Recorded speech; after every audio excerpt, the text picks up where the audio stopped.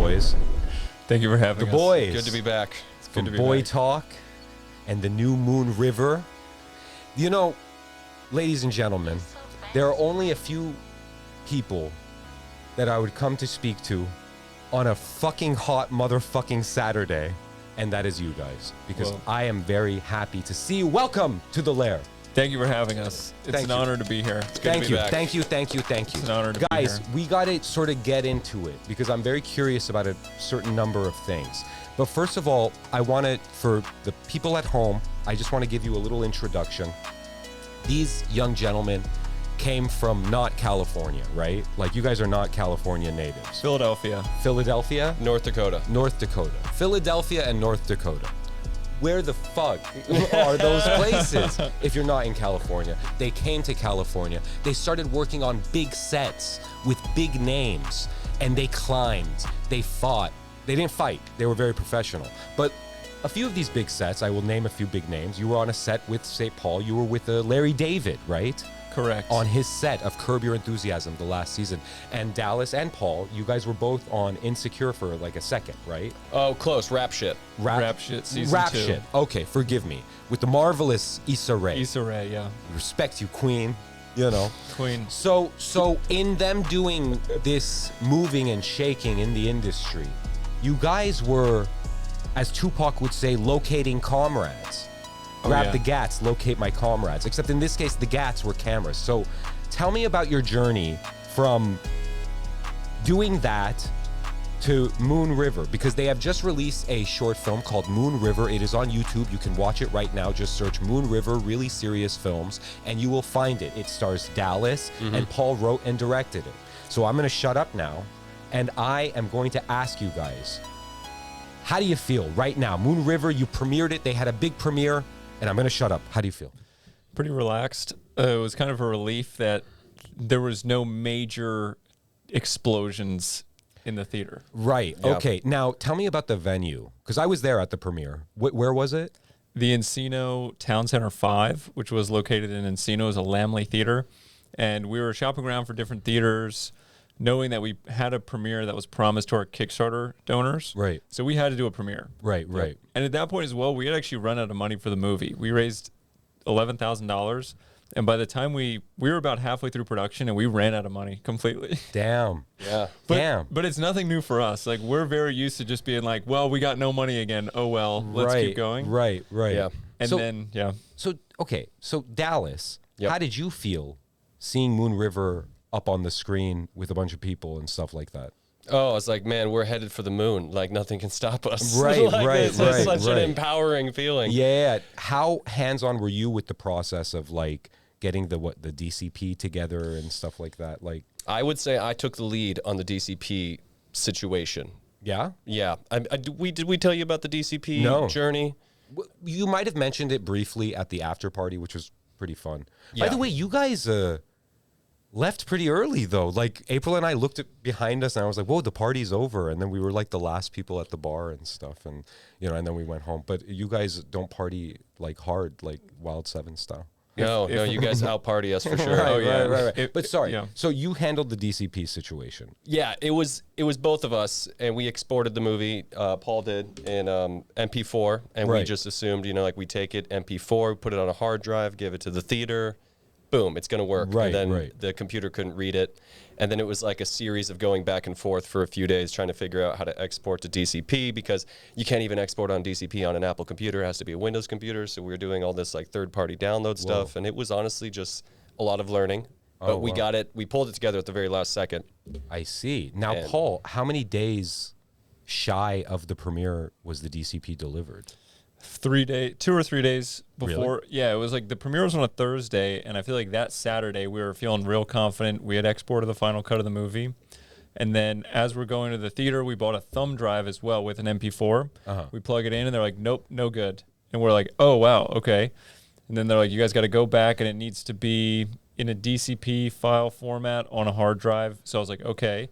So we found a way to convert it from an MP4 to a DCP, still on the thumb drive though. So we give them that, and they're like, "No, we can't do a thumb drive. We need like an actual brick hard drive." Holy smokes. And we were like, "Okay, got to go back again." Right. And then we couldn't export a DCP file from a Mac computer either. So we used Dallas's computer, which had a preset on Adobe Premiere, Raptor DCP. Right.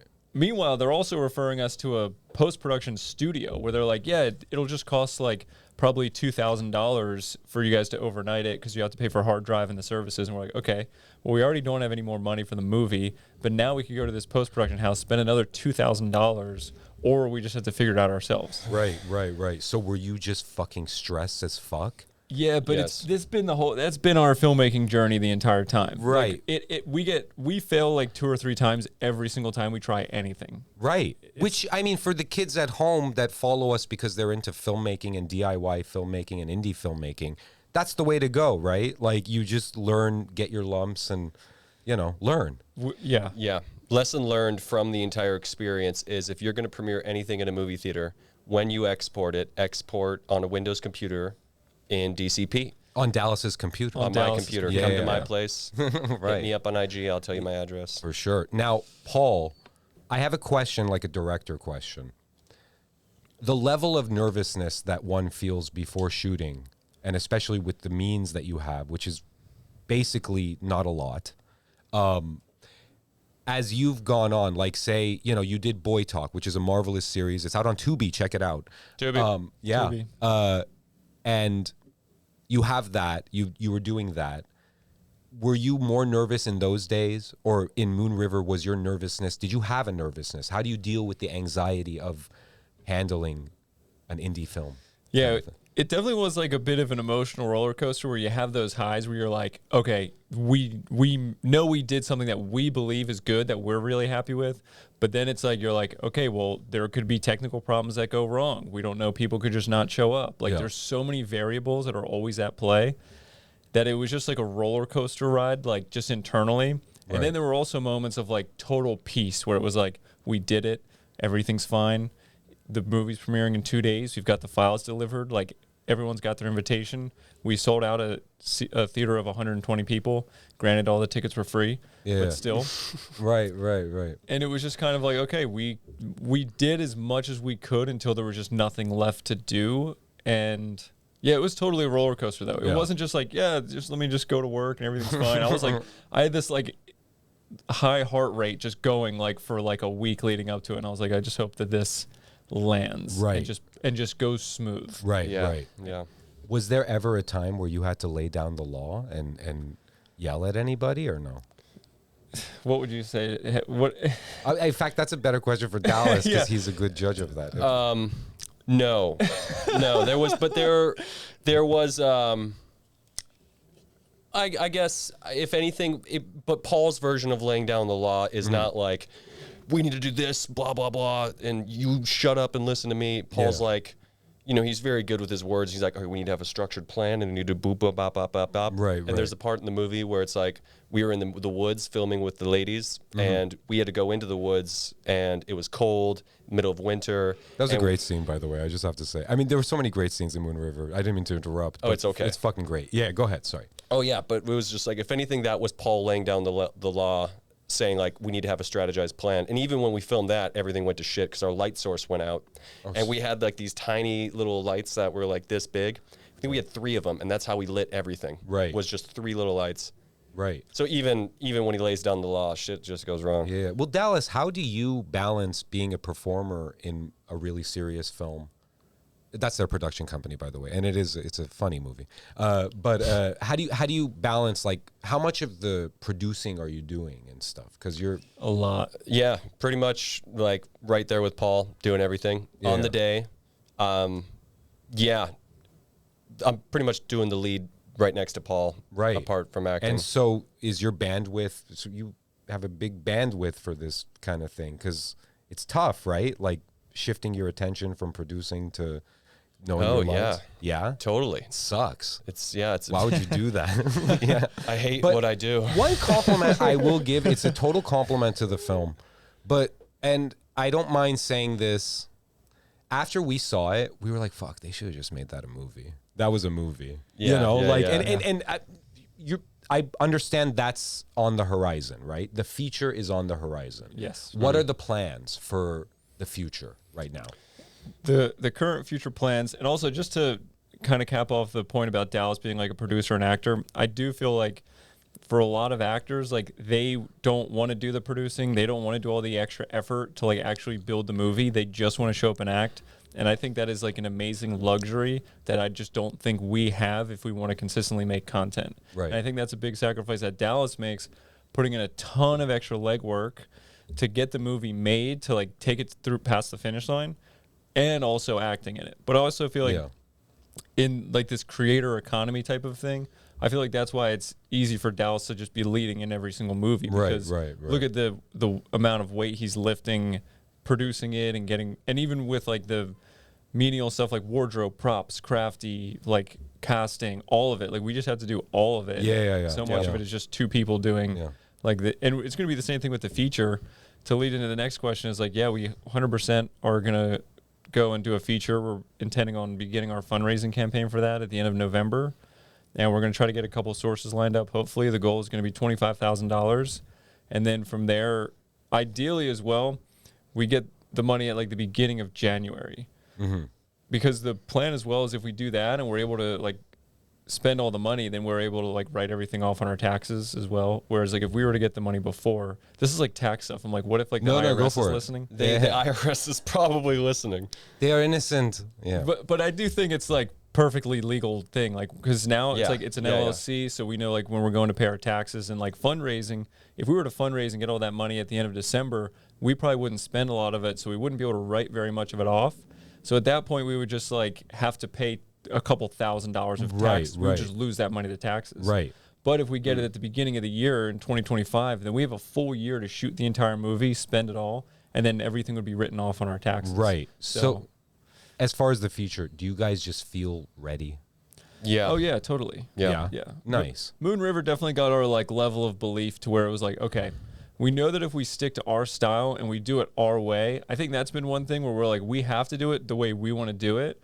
We can't like pander to like, even if there was an investor that was like, we'll give you guys $1 million, but they want to have final whatever over the script, we'd be like, no, because we'd be like, we want to make it exactly how we want to make it and very fun and enjoyable for ourselves to watch, because we've got to live with the final product. Exactly. That's how you do it. I mean, you cannot put something in your stuff that's going to make you cringe later, or just like, oh fuck, that sucks or something. So if you'd like me to like negotiate for you, don't fucking tell them what to do. Leave them alone now. You got the job. Thank you. Thanks. And the point as well is through making all of our own content, we build a level of credibility where if there was an investor interested, they would be investing in our style that they like. That's our original voice. They wouldn't be like, well, we think you guys are good, but we're going to give you money, but we want to change the way you guys do it. They'd be like, well, what's the point of investing in us if they're going to change what the final product is? Exactly. Like, they would invest in us because they like our original, unique voice and ideas. See, I can picture myself in that position that I gave myself for you guys. I'd be like, you don't want them to do that? That's their voice. That's what they fucking signed up for, you douchebag. Get out of here. You know, right? While at the same token, if like a huge studio comes along and wants us to do like some really blown out like Marvel movie, we would do it because it would just help our careers a lot and get people to like see our stuff. And then, but we would still keep doing our independent filmmaking. Well, that's beautiful. That's cool. I mean, that's the sign. I'm being real. That's the sign of a true artist. Like, you just do your thing. I really super respect that. I super respect people that just do their thing, especially here where things can really get infected with bad ideas and shit. And that's the thing that I think is very cool about Moon River, is that it is definitely you guys' voice. In terms of the writing, I feel like if people out there, say a really serious films fan is listening, they know about Boy Talk and they know about your progression. But one thing that I thought was interesting about Moon River was that it did kind of feel like a spiritual sequel to you guys' work on Boy Talk. Could you explain the writing process and all of that stuff? Like, what made you decide to kind of just keep following that thread? Oh, yeah. Well, originally, actually, Moon River was the script for Boy Talk Season 5. Okay. And then this is a long story, but while we were working in the COVID department on rap shit, and we actually had a few conversations with Issa Rae, because Issa Rae had her web series get picked up, Awkward Black Girl, which then turned into Insecure. At the time, we were filming Boy Talk, and we were kind of hoping to do the same thing. And her advice to us was to change the name of our company, Boy Talk, because there's like 3 different Boy Talk channels, and it wasn't really nailing exactly what we were as a production company.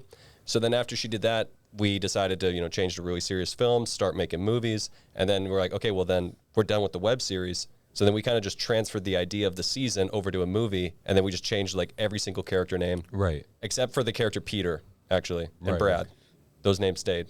Right. But yeah, and then Paul was like the main lead writer on it. Mm-hmm. And then we just kind of kept on feeding it over the few months that we were working on it. I see. Yeah, and I ended up, because I was doing background as a police officer on the TV show Bosch. So I'm sitting there in background holding, and I'm just like typing like this script up. But we talk about the ideas all the time. I think it was just a matter of like I had free time that day, so I just like started just puking up the script on paper. Right. But I think why Dallas and I like have worked together for so long and enjoy working together is because I feel like I write very like almost flat in a way that just like here's the A, B, and C of the story, and here's everything. And then Dallas comes in with like a window, like a idea that just crashes through the window. Right, that makes like no sense, but it's just so funny. And I'm like, oh God, that's what it needed so badly. Right. It was the same thing, like even with Man of Action, I did 4 episodes of that, and we're trying to shoot like Mission Impossible for like $300. It did not. It just didn't work. Like it was really like the first few episodes of Man of Action are like looking back are just hard to watch because it's just like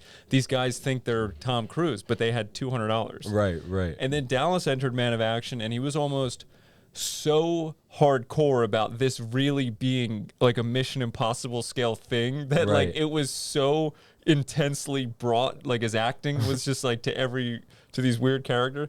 Right. And I was like, oh, that's just what it needed. Like it's tough to kind of describe. Well, I think I know what you're trying to articulate, where Dallas brings a sincerity to the performance. Like, I don't feel like you're not like totally mugging for the camera. You are kind of playing it like you play the serious parts pretty seriously, and that's what makes it funny to me, at least. You know, like I hope you accept this compliment. I accept it. But I'm like, will any dramatic performance I do, will people take it seriously? Well, no. Well, what's funny is my exposure to Dallas is complete opposite in terms of like you as a performer. Right. The stuff that you've done for Wild 7 has always been, super serious. Yeah. Like Skrilla is a serious thing. You're being a serious dude, and like your work on Diaspora and stuff like that. Like, so it is funny to see you in that wacky context and stuff. So you guys go back and forth like that. That's funny that you mentioned Bosch, because I've seen that casting notice a bunch. I'm like, who the fuck works on that thing? Yeah, like I was oh, it's Paul. I was on it for like 8 days as like a cop, and I'm just there eating like a donut and holding just like with my laptop. Did you meet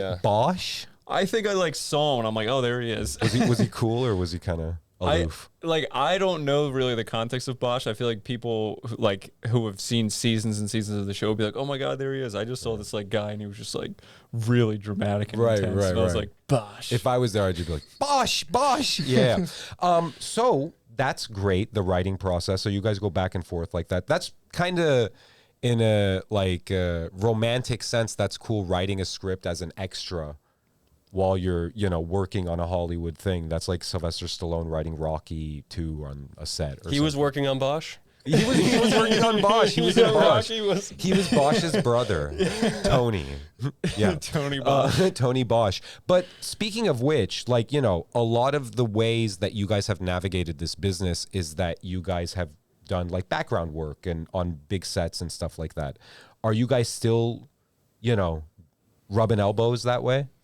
Yeah, it looks a little different today. I think now I have like a full-time job as a production coordinator for like a large YouTube channel. Oh, neat. Which has been nice, but it's also like I'm never letting go of like the really serious film stuff, because that's the point of like this entire thing. Yeah. But in the meantime, it's like whatever we got to do to pay our bills. Another part of our entire filmmaking journey that is like the backbone that supports the entire reason we're able to stay in business and make films is budgeting. And personal finance. Yeah. And this is like a subject that is so insanely underrated. But like when Dallas and I started working together, I was paying off my student loan debt, and I was like, dude, we have to basically be on a budget, like a personal budget, and we have to pay off our debt, and we have to get our finances right, because I remember shooting films in the beginning of my LA journey, and I like had to stop because I just ran out of cash, like personally ran out of cash. So then I couldn't go and shoot a film because I had to work or I just didn't have the money. So we to this day for the last like 5 years have been so hardcore about like our personal finance, like paying off debt and everything, because that's allowed us to like have enough money to like keep our bills paid so that we can go and shoot as many movies as we want every single weekend. Good for you. Good for you, boys. Good for you. I'm proud of you. Thank like you. a proud grandpa, I'm proud of these boys. But Yay. so what is, I understand, last we spoke, you guys were like, we're going to be doing like a little bit of like short films and stuff like that before we jump into the feature. How's that going right now? Good. We are about to release one that we premiered at the Moon River thing. You saw it was a sneak preview. Yeah. And then also in 2 weeks, the Moon River documentary will be going live as well. Oh, snap. Which is what I've been making Nice. independently. So that's that alone, that's a 30-minute film. Whoa. Which is from beginning to end, all the way down to the wire of the whole DCP thing. It's all in the documentary. Yeah. Now, question about Moon River, the story. Yep. What made you guys decide on having it be a mystery? Which is great for storytelling because it's like you want to know the answer and stuff. It keeps you through, even through all this like goofy wackiness and stuff. Yeah, I think there That's was a good question. I think part of it was I really enjoyed the show, like Stranger Things. I thought it had a cool aesthetic. Not that we were that close to Stranger Things, but mainly it was like the Hardy Boys, like those old Hardy Boys novels. I felt like there was like an aesthetic to that where it was like this kind of simple, like basic level, like murder mystery. Right. And I felt like that gave enough room for like a lot of really funny things to be added. Right. And then it was also that the original vision for it, which even the poster reflects it, is like Dallas in like a turtleneck with a flashlight.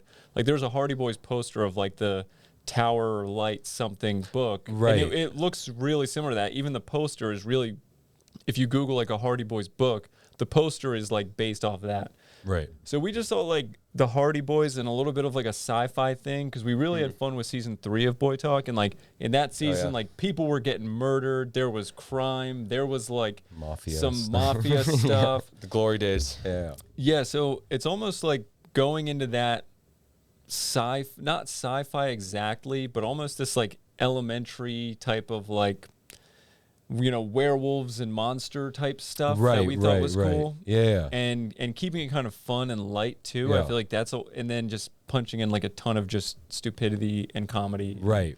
And just, it was like I do feel like what you said earlier about how it was kind of this like evolution of Boy Talk, like the same style of it was like, we love that style. Right. Yeah. Now, I will say, as I said earlier before we started recording, that it is a big technical jump for you guys. You were shooting on what? Before we were shooting on a Sony A7 III, and then for this film, we purchased a Sony FX3. Right. Yep, that's it. Yeah? Oh, interesting. And yeah. was it specifically for Moon River, or was it just a general level up for everything? Well, we used the money that we fundraised to purchase gear. Oh, nice. And initially, we were shocked at how hard it was to manage $10,000 for a movie. Because we thought like, oh, 10 grand, like let's get a DP and we'll get him to bring in his crew. But it was like a 40-minute movie, and he's like, yeah, this will be done in 9 days. And, you know, my gaffer will give us his homie rate of $400 a day. The sound guy will be $350 a day. I'm like, we're going to shoot for 9 days. Like that mathematically doesn't add up. Those two people are basically our entire budget. Right. Like we just couldn't do it. Right. And then we went back to our roots, and I would say we even went back to doing it the way we just know how to do it. And we were like, if we just bought a camera for like $4,000, we could just run with it, and we could just run and gun the same way we've been shooting every web series and every other film, and just do it. Well, no, I mean, just to describe for the listener and reviewer, whoever the fuck is out there, the way you guys shot it, I think the closest I can imagine is my friend Rick Darge, who I'm a big fan of Rick Darge. I saw him at the Dresden, and I knew he was on your guys' podcast, and I like wanted to go and be like, Rick Darge. Oh, I'm really? A big fan. Dude, I'm gonna introduce you guys. He would love you, and he's a big great fan. guy. Yeah. He's awesome. He's like, I've known him since I was 26. I'm 41 now, so it's like a gazillion years in adult time and stuff. But he, you know, I did a few shorts with him, and he would shoot it. And this was back in the day, but he would just kind of shoot it the way you shot Moon River, where it was just him with his camera. He didn't really have an AD, and he was just like, okay, we got to do this now. Okay, let's cut. Okay, now we do this. And that is pretty much how you shot Moon River. And I understand you had help, like Taylor helped a bit. Yep, Taylor's always there. Yeah. Yes. And then Dallas, was there anybody like assisting you? Like, or did you have like a general, like somebody to like, I don't want to say underling, but was anybody like, you know, like, did you have a personal assistant? No, that'd be so. Stupid ass question. I'm sorry. It's fucking Saturday. What the fuck? Sorry. I don't have a personal assistant. You guys, it's hot. My brain is oatmeal right now, and I will say, I'm being real. You guys are the only guys I would come here on a Saturday. It's fucking hot. It is. You know, like, but I'm having a great time, and I hope you guys are having a great time too. So Dallas, no personal assistant, huh? Not yet. Yeah, as they're like running out of money for the production, now it's like, no, I'm gonna have to fire my personal assistant. Yeah. Homie is talking about he only had 10K, and they're trying to stretch it out, and I'm asking about it. Dallas, did you have a personal assistant? But no, it wasn't in the budget. Right? No. Okay. But you might have wished you had something. Oh of the yes, sort. that Right. would be great. Right. Now I gotta Personal ask. I chefs. think we discussed this the last time you were here, but just to refresh my memory, and so people out there know, how did you guys meet? China. That's right. We met in China. Could you please just briefly, because I think you've told this story before, just give us, because it's a great story about being stranded in China. I love those kinds of stories. Yeah. Paul, do you want to take the lead? Yeah, we at the time I was working as an accountant at a VFX company, and it was just horrible, and I was trying to get out of it. So I went and I started looking for background roles just so to book something. And there was a role that was in China for 4 months, and it was like not a non-union production. It was a production in China, and I was like, oh yeah, I got to do this and go to China for 4 months. And then so did Dallas, and so did 70 other people. They cast 70 people to be extras in a Chinese movie. Yeah. They flew us 17 hours in January like 2020 to Shenyang, and then we took a 4-hour bus ride to like Dandong and Quanjin, and there we started film. We did 2 weeks of military training with 70 other U.S. soldier extras from Los Angeles, and then the pandemic hit and they shut down the movie after 2 weeks. And they were stuck there. And we were almost stuck there. Yeah. And then remember, you guys called me from China, and I came and got you guys. Like, Yeah. Liam Neeson. Yeah. Yeah, you saved us. It was like taken. You're welcome, guys. But what year was this? 2020. Yeah, 2020. Beginning of 2020. Damn. So you guys just clicked together like that. No. No, it wasn't even that, because like while we were in China, Paul was kind of in a different crowd. There was like a group of like all of the actors that were like in really good shape and buff. Yeah. And I would say Paul was kind of like lingering with that crowd. And I was trying to get in with that crowd. he was trying to get in with like the buff dudes, and I was like with the group of delinquents. Right. And we were using China as an excuse to like party in China. Right. And I didn't take the experience as serious as I should have. But then it was after China that coincidentally Paul was making Man of Action with all those buff guys that he befriended. Oh. And then I was making Boy Talk with Luke, which you met Luke. And Yeah. then it was just a matter of time until I ran into Paul doing background, and then we started, there started being some communication, and then eventually we started just merging. That is wonderful. Yeah. That is great. And Dallas asked me to be an extra in Boy Talk Season 1, Episode 10. Yep. And then after, I did him a favor of being an extra in Boy Talk Episode 10, which was shot in like a backyard of a house in Glendale. And like there was literally cigarettes and whiskey at Crafty. Right. I was like, this couldn't be like, I was blown away. Season 1 was just like, it was insane. Cigarettes and whiskey at Crafty. Oh man, yeah, we was a weren't sober mess. any of the episodes in season 1. That's great.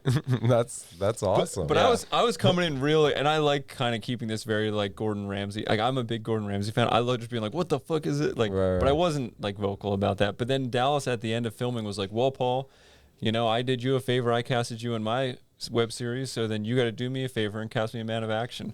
I was like, dude, that is an asinine logic. Like, I did you a favor showing it to be an extra in like this weird web series in your backyard. Like, what the? Right. But for some reason, It worked. It worked. I knew it. I was like, yeah, he's kind of right, I guess. You're like, let me get you a shot. Let's talk about this. And then Man of Action again was I was just taking it too seriously. I feel like that's why our writing complements each other a lot, because I feel like I just end up taking things like too seriously. Right. And then it's like not funny. And then Dallas like brings in this level of like committed intensity that's just makes no sense, but just like really hits it right on point. And you're like, oh, that's what it needed. See, I think you just articulated the voice that you guys have developed, where the story is pretty serious. Like, you know, like in Moon River, I'm not giving any spoilers, but people die, people get killed, and murder. the intentions of this everybody's serious. I feel like nobody's like, none of the characters kind of feel like they know they're in a comedy. They're just kind of like trying to solve the day and trying to go about it and stuff. I got to ask you guys something that I ask every filmmaker that comes through here, okay? I'm going to teach you some Spanish, okay? Oh, Okay. yeah. Chisme means Chisme. tea. Or if you like, el chisme El Chisme. means the tea. And a cheese man. And by tea, I mean gossip. I mean wonderful things that I love because I'm a woman. I'm like a woman. They love gossip. They lie. No, I'm just kidding. No, sorry. April's in the background. April's like, watch your mouth. No, I'm the biggest. I'm the biggest gossip in the world. Was there any dramas while shooting? Yeah, I think the initial drama was with our DP that we had, who was yeah. a fantastic, like overqualified Good guy. DP, and he was so great. And we were just like looking at the money we had, and we were just like, oh my gosh, like we just couldn't make a deal where we were like, we don't have enough money for the DP to do it the way they would like to do it.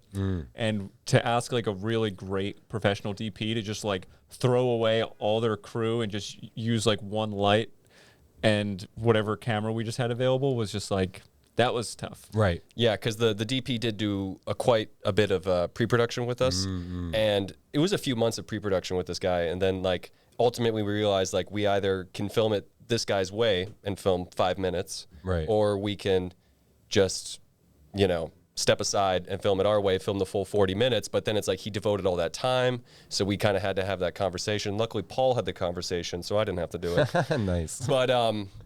But it was all good. right. And everything worked out. But It's all good. How did that conversation go, Paul, if you don't mind me asking? It was very much like, you can tell both sides were like, there just wasn't an alignment in terms of like, we don't have as much money now that we're realizing how much it's going to cost. We just kept chopping down the script until it was literally like a 10-page script. And it was a 43-page script. We had 10 pages of it, and we're like, okay, I guess we can just shoot 10 pages. And then I think at that point, everyone was like, oh, you're right. Like if we have 10 grand, 10 pages does make the most sense. But now the project kind of sucks because it's only 10 pages. And everyone was kind of on that same thing. And then it was like, hey, would it make the most sense for you to just not even take this project because of how dumb we are and like how we just need to do it in like our own little weird way? And he was like, yeah, that makes sense. Interesting. But it was also like there was such a respect for the DP's work, and I was like, we're big fans. That's how we even got in the conversation of it. Right. And then as we kept going, we realized like, it just doesn't make sense. And I feel like both sides were like, oh well. See, if I was working with you, I would be the hatchet man. I would be the guy that I'd be like, you got your whiskey, you got your cigarettes? No, get the fuck out of here. You know what I mean? Take That's your how I would cigarettes, roll. yeah, That's how I exactly. do it. Yeah. But yeah, no, I mean, you know, that's those conversations are not fun to have, no. and they're dreadful, in fact. But you were a man about it. You're a human, grown up. I'm sorry, that's sexist. You were a grown up. Yeah. Grown up man. Yeah, You know, adult. an adult. An adult human. And did you, before that conversation had to be had, did you just dread it? Were you? Yeah, I mean, Dallas and I talked about it a lot, and we were just, because we're just trying to engineer this movie. We're trying to be like, how do we get this rocket ship like in the air? And we're just like, maybe this makes sense. And Right. there were just disagreements, and it was definitely difficult. We were initially going to shoot it in August, 9 days in a row. And one plan was like, well, we could afford it if we start the day at like renting the location at 11 p.m. and then we'd have to, or 7 p.m. we have to film till 11 a.m. the next morning so we can get the daylight scenes like in the morning light. And we were just like, no, we're not telling people who are working for free to stay overnight until 11 a.m. the next morning. Like that's I don't even want to do that. Right. Yeah. Who wants to do that? Yeah. No, Dallas, how was the shoot like on your energy and stuff like that? Because I understand there were some spaces, definitely, like when we shot the funeral scene, which I was in. If you want to see a bunch of pretty people and me, watch Moon River on YouTube. But how do you preserve your energy in these like excruciating shooting days where you're also producing and acting and doing all of that stuff? What's your method? I don't know what my method would be. Luckily, we didn't shoot 9 days in a row. We only shot on the weekends. Okay. So I was pretty rested. And Okay. everything. But like if we shot 9 days straight, I don't know. Maybe Right. I wouldn't have been able to do it. May I ask you about a stunt that you did, which I was very impressed with? Yeah, which one? You jumped into the dumpster. Yeah. That was fucking nuts. I was there that day. That was Like, crazy. it was impressive that I had the balls to do it, or like that I could jump that That high. you just did it and you had the balls to do. I would never get into a fucking dumpster. I'm sorry, you know. But no, but also the physicalness of it. You jumped. You were like Buster Keaton. You just jumped right into the thing. No rehearsal, no nothing. Was just there did any it. padding in there? No, it was actually completely like empty, so I just landed on. Holy smokes. But I mean, if you watch the scene, spoiler alert, like a bunch of stuff gets dumped on me like seconds later. So I was like, Yeah. I knew I was leaving the day covered in crap. Right. Yeah, right. That was another aspect of it. What was that stuff anyway that doubled as shit? It was like a Thousand Island dressing and barbecue sauce Oh, wow. and I think Italian dressing. Italian dressing. Yeah, yeah. And like a can of corn and, Yeah. and salsa. Yeah, I think was we like- put some nuts in there too. You're a Yeah, brave yeah, some nuts. performer, man. I gotta say. I mean, that Thank takes you. like you have to eliminate a lot of ego to sort of do that. But you gave it your all, and you. I will say this, and I don't care if anybody says cultural appropriation. I think Dallas is the new Jackie Chan. I think so. Does his own Yeah. stunts, and he's Dallas, great. Dallas Chan. That is a really good compliment. Yeah, Thank yeah, you yeah. No, guys, what other stunts did you do? I jumped at the party scene. I jumped on a table. That's right. Yeah. When I was rewatching it with my family, I was like, "Holy fuck, Dallas actually did that." Yeah, that was a little nerve wracking because Damn. again, no rehearsal or anything. It's like I'm gonna do this. That is crazy. I also have to ask, music. Music. What was the music? That music was good, especially the Batman type, sort of that dramatic score type music. I'm glad you enjoyed that. Yeah. I'm glad you enjoyed that. That was music where we got it all from Epidemic Sound, which is like a subscription. It's like $18 a month, and you can just use all their music. You just get copyright permission to all their music. It's a huge library. It's an amazing website. Yeah. We've been using them for years. I'm glad you enjoyed that specific song because that came like a week before the final edit was released. Oh, really? And sometimes I'll just be like sitting there. I love having like a day off where I'm just sitting there and I'll just scroll through like Epidemic Sound and like listen to music and try to find stuff that's kind of like inspiring like certain ideas. Yeah. And it was actually that type of music inspired an idea to do like a Dracula movie. And I was like, oh my God, if we did a Dracula movie, it would be just so stupid. Right, right. Like it would be awesome. Yeah. And then that music I felt just like was so great. And then we also, at the same time, there was an idea floating around where we wanted to do a Brad's theme for the character Bradman. Uh-huh. And I was like, you know what? I think I need that song for this current Right, part of the right. movie. Yeah. And Yeah, I will say one of my favorite parts of the movie is when somebody goes, "Brad," and he goes, "Not anymore." yeah, like he was Brad. Funny stuff. He Good was stuff. Brad. Yeah. Boys, you guys are going around creating happiness in the world, in an exceedingly dark world where people are separated because of silly borderlines and ethnicities and religions, and you're bringing people together with the art of humor and love and wonderful. Thank you. You Yeah. too. Yeah, Art, thank humor you. is Thank you. wonderful. Thank you. With I'm your art. really happy for you guys. Am I over the condom incident? I am. It happened. Let's not Yeah, we're sorry let's not about that. open it up again. But for the sake of opening up again, let's open it up again. Yeah, What happened one more was you Yeah. guys were these characters, these jokers, these guys always horsing around, as Sandusky would say. No, sorry. Sandusky, Jerry Sandusky would say. He took an innocent term and made it sinister, but I used to use horsing around forever, and then Sandusky went and made it really bad. I But- don't know the reference. Oh, okay. Jerry good. Sandusky, never mind. Yeah, you're good. You're Yeah. good. We don't need to trudge that up. But these guys, these jokers, they shot a film called The City. The City of No Pity. The City of No Pity, which is a wonderful name for anything. I'm going to name my kid The City of No Pity. And a part of the scene was condoms, right? Like this character. Yeah, the Yeah. lead antagonist, he was Tony the Rubber Man Capello. And Right, The sign right, was he right. would leave condoms all around the scene of the crime. Right. And so one day I was at work and my partners were not around. They were doing other work elsewhere. And a gentleman that works next door was like, "Excuse me." And then he went like this. And I was like, "Well, what's up?" And then he walked me to a sewing machine, and there was a nice little condom just splattered on the on the sewing machine. And I was like, "Ah!" And then I'll be real. I legit thought somebody was fucking on the sewing machine and just kind of. And the thing is, I'm a guy, and I know that a lot of guys, after you're done, you just rip that thing off and like just toss it down the toilet. You don't even want to think about it. You want to think about like a hamburger or something. And so forever, I thought somebody was doing this, having sex. Who did you think it was? I thought it was Chris. It was Chris's used I condoms. legit thought, because I'm sorry, Chris. I love you, man. Like, Chris, we gotta talk about something. No, I thought the scenario in my head was this. I thought he brought some broad home here and fucked her, and then like and I just thought, whoa, and then I was like, you guys, and I was so nervous. That was talking about conversations you dread. That was I was dreading that, and then they came back, and I was like, look, guys, I don't want to accuse anybody of anything. Yeah. But there are rules here, and like blah blah blah blah blah. And then and I got like emotional because I was like, because literally I thought. I was like existentially scared for the company, because the thing is, you have to understand something, and this is I say this with the most reverence and love towards my partners, Silent Chris and April, who's behind the camera. They are the most sensible people on the planet. That's why I work with them.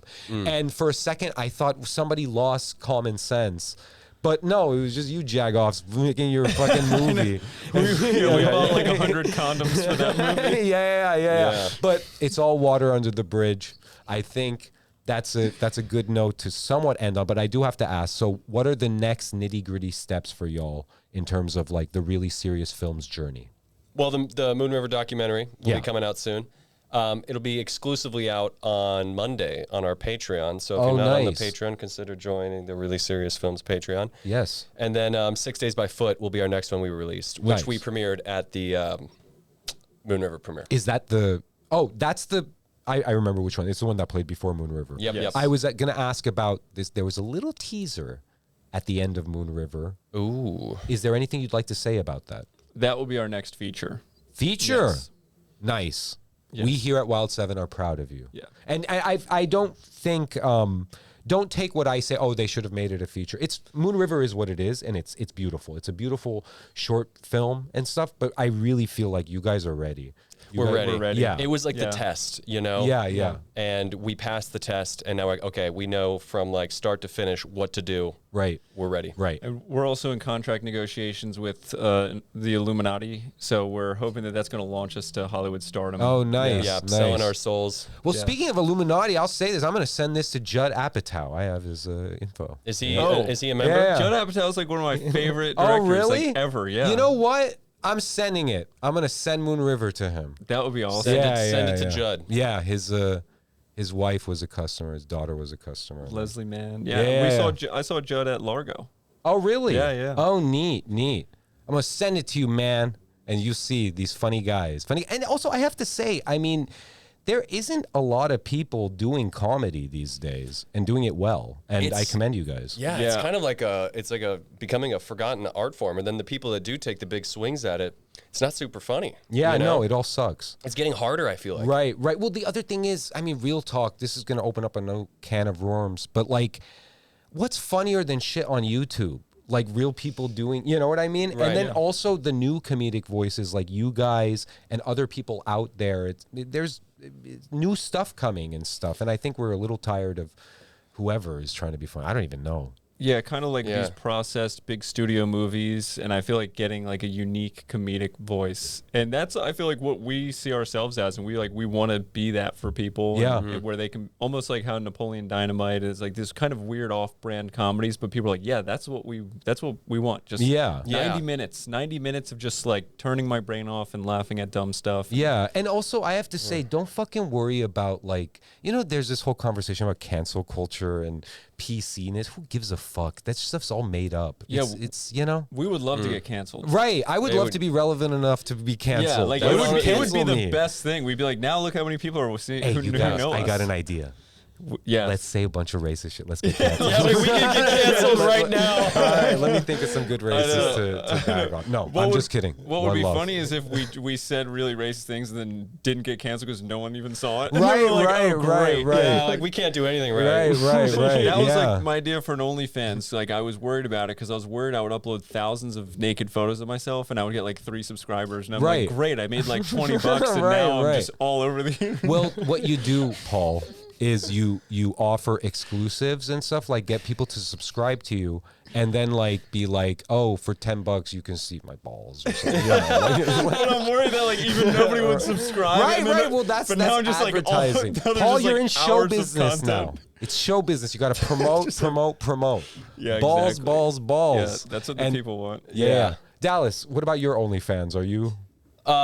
It's still in development. Still Right. trying to figure out what exactly my brand is. But again, like Paul said, I'm afraid to like start it because like, what if I get 3 subscribers and they're like weird people from my hometown? And they like insult you. They're like, "Oh, your balls look weird." And I'm like, "Fuck, I shouldn't have done that." Yeah. Well, Sorry, if I just started inappropriate. OnlyFans, I'm gonna just show my hands. Women have told me I have nice hands. You I'm like, do. oh, geez, thanks. Those are Wow. that's Yeah, a look good at hand. those. Yeah, Wow. multiple women have told me I have nice hands and stuff. I'm You got like, nice ooh, nails. I okay. never noticed until now, but yeah, neatly trimmed. Hello, nails. ladies. Yeah, neatly trimmed Now's nails. your chance. Yeah, there you go. Is that a tree tattooed on you? Is it a No, plane? it's. I will tell you guys this, and we can leave it off with this, and then you can give your plugs and stuff, and give any message that you'd like to give anybody. This I got after I went to jail. And I saw variations of this kind of tattoo, and then I got my own kind of little tattoo. And I really just wanted to get a tattoo so I can tell people I'm a badass. You Yeah. are. I mean, and the jail story sounds interesting. Yeah, as well. now I'm curious. Like, Yeah. why did Oh you man, go to jail? oh boys, if you only knew the journeys that I've been through. If you only knew, but that is for another time because this isn't about me, it's about you guys. That And was I'm- like old school canceled. Just going to jail. Oh my New god! school is just getting no, like. you know what's articles. funny? I will say this: I was actively trying to get. I went to jail because I was actively like. This was before canceling was even a thing, and I was just trying to cancel myself in life, and so I was just going around saying insane fucking shit, and and it caught up with me. Like I spent like a few months going out and just scaring the fuck out of Santa Monica and just being really scary and shit. And then finally, it was like, nope, don't do that anymore. And yeah, I spent 3 weeks in a Twin Towers down here by a Union Station. Oh 3 man, weeks in the slammer. It's 3 weeks, and I had to Damn. join a gang, guys. you had just to get through it. Yeah, well, the thing is, you have to be friends with Yeah. people and stuff. And all that shit that they say about, like, oh, in jail you'll get raped and shit. It's not totally true. There was one guy, okay? His name was Mr. Green. And he was like a little guy. He looked like a potato head. He was very funny looking. And he was like closeted gay. Because if you're gay, they make you go with the other homosexuals. They section you off. They section off people that have medical conditions. They section off people that have mental history and stuff like that. And they section everybody off. And there was this one guy, his name was Mr. Green. And he was like when I first got into the pod, every section is called a pod. He goes up to me and he's like, oh, you got something on your pants there. And I was like, what? And then he like went up to me and then he started going like this to my pants. I was like, hey man, stop. And it turns out he was that. But then we became friends. Like he was a funny guy. And then to fuck with him, because he didn't want anybody to know that he was gay and stuff, I would say, damn, Mr. Green, look at you and your fine self. And he'd be like, stop it. I told you, stop it. Is that how you got the nickname Mr. Red as well? It was in jail because That is awesome. yeah, Yeah, well, that is cool. Yeah, like 2 days before I went to jail, I got this sudden urge to just dye my hair. It was like around Halloween time too. And I dyed my hair and then I went to jail and then this dude like beat the fuck out of me and I was like bleeding everywhere and I just took it. Like I didn't like I remember after he like beat me from like the top of, sorry, this is so unrelated and I'm sorry to your wonderful fans out there. This is a good story. This is the best part right now. right. But he like beat me down and he dragged me from the stairs down there. And then when he went back up the stairs, I just got up and just mad dogged him because that was all I could do. And I was like covered in blood and stuff. And then they stitched me up and then they sent me to another pod. And then somebody was like, hey, I hear people call you Pinky. I was like, no, I mean, honestly, only the white guards call me Pinky. And then they were like, no, you're Red now. And then since then, I've been Nas Red. Wow. Dang. I Dude, will- what a crazy origin Wow. story. Right. man. But I'm not proud of like losing my shit on the world and landing there and stuff. But what I am proud of is just surviving, because it's a fucking dude, guys, please don't ever go to jail. It fucking sucks. But you want to know something crazy? Do you know who visited me in jail?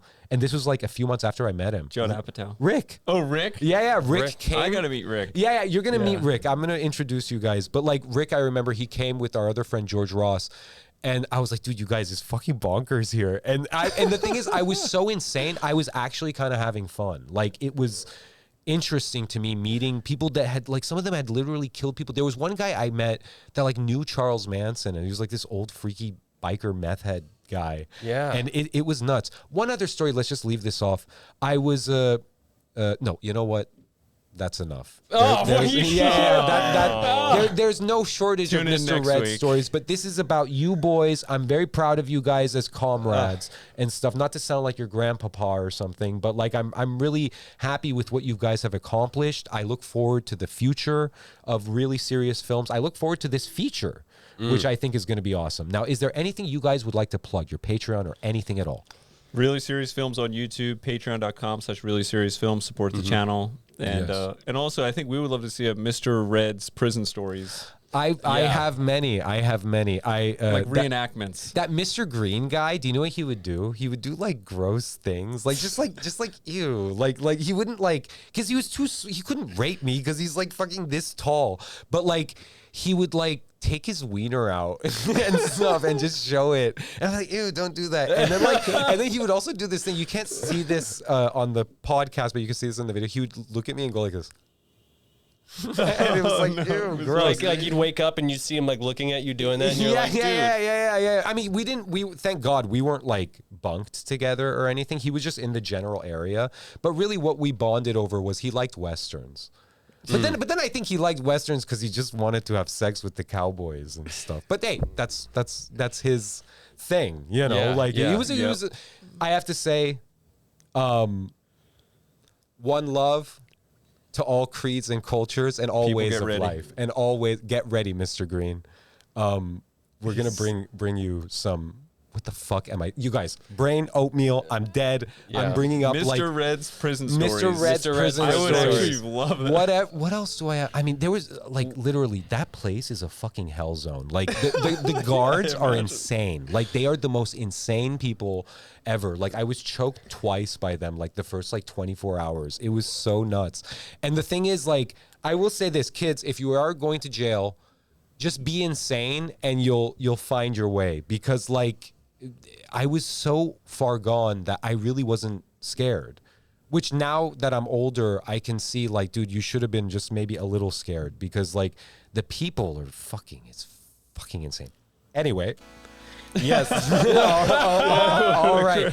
Guys, visit their Patreon, support them on YouTube, Yes. search Moon River Really Serious Films to watch it.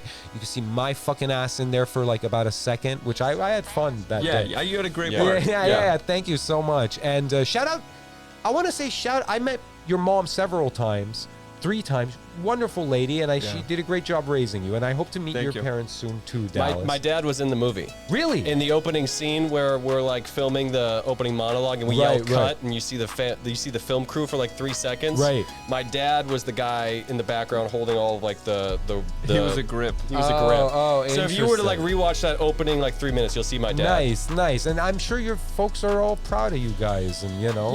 it's good stuff that you guys are doing. You have comrades in us at Wild 7. We really believe in what you guys are doing. An alliance. Yeah, no, and for real, like in an exceedingly dark world, I think a bunch of people making fun stuff to make people laugh, that's a good thing. And Yeah. we should support that and give them lots of money on their Patreon. Yes. And stay tuned for their OnlyFans, Yep. where you'll Yeah. see Paul's balls. Paul's balls. But yeah. Balls. Yeah. So thank you guys. Thousands and thousands of pictures. Yeah. By the way, nice stock footage of Dallas and the Moon River. Oh, yeah. Of a younger Dallas with longer hair. Yes. Real yes. stock footage. There's a full chapter of my life in stock footage. Nice. Looking forward to the future, boys, and looking forward to the feature. I will see everyone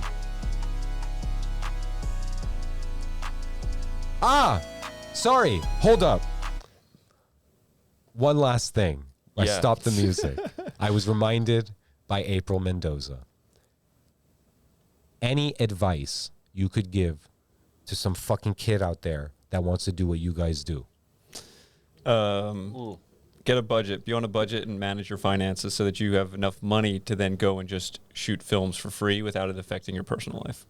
Yeah, I would say get out of debt, get in control of your finances, and then just pull out your cell phone and start recording and just start filming immediately. And the first few years, it's going to suck. Yeah. And eventually just start sucking less. Right. Less sucking. Sounds like OnlyFans. Anyway, Paul's okay. balls. Paul's balls. Mr. Yeah, Green. dude, that's a great at Paul's balls. Oh, yeah. You know, that's a great OnlyFans. What about Dallas? What rhymes with Dallas? Dallas's That's tough. calluses.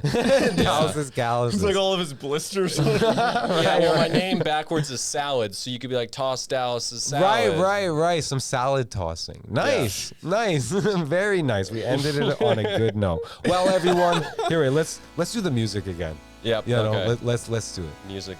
Well, Dallas, Paul, I thank you so much. Thank you for having us. Yes, Yep. thank you. You heard the advice. And I'm all out of gas, ladies and gentlemen. I'm done. I am done. You know what? We're done. Thank you, guys. Thank I'll you. see you. Thank Awesome. See you. Salute, Wild 7. There. Thank you, producer April. Or April Mendoza, who Thank does her you, own thing. April. Yes. Thank you, April. Thank you. And thank you, everyone. It's just the music keeps going, and and we're at 56 minutes. Maybe we should kill 3 more minutes. No, Tell us fuck it. another prison story. Yeah, We got okay, time for okay. another prison story. What else? No, okay. I will say this.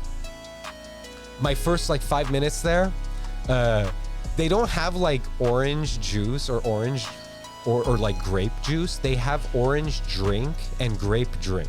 That's what they Like call Tang? it. Yeah, it's like that because it's not really natural. And I was first taken in by the cops that took me in, and then I was really thirsty, and there was this one guard that checked me in, and he had a bad attitude. And then I asked one guard, I was like, I'm thirsty, can I grab an orange drink or whatever the fuck that is? And he's like, yeah, go ahead. So then I go, and then the one cop with the bad attitude, the one guard with the bad attitude, he looks at me, he's like, what the fuck are you doing? And then I look at him and I'm like, I'm grabbing some orange juice. I'm sorry, orange drink. What the fuck are you doing? You're sitting in a fucking chair.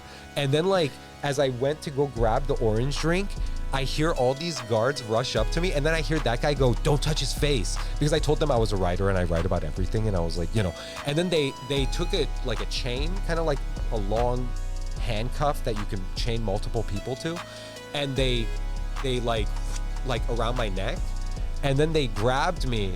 And as they grabbed me, there were these 2 other inmates that I was talking to, and I didn't want them to forget me because it was kind of like I was making a name for myself in the criminal world. What the fuck? I don't know what the fuck. the prison Yeah, politics. exactly. And then as they dragged me away, I went, remember me! What a fucking insane person I am. Anywho, thank you so much, everybody. Salute. Salute. Salute. Salute.